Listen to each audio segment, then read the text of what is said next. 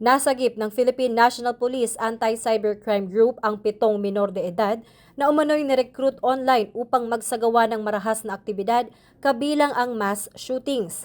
Isinagawa ang operasyon matapos makatanggap ng intelligence information mula sa foreign law enforcement partners hinggil sa kahinahinalang aktibidad sa isang online gaming community kung saan umano'y nagaganap ang recruitment at psychological influence sa pamamagitan ng chat groups at online discussions. Ayon kay Chief PNP Police General Jose Melencio Nartates Jr., inatasan niya ang PNP ACG na higit pang paigtingin ang monitoring sa mga online gaming communities at makipag-ugnayan sa mga platform developers upang agad na matukoy at matanggal ang kahinahinalang accounts.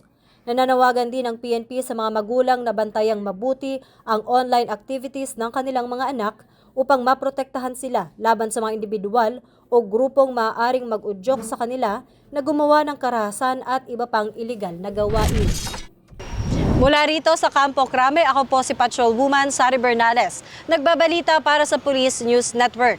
At ito ang bagong PNP para sa bagong Pilipinas, serbisyong mabilis, tapat at nararamdaman.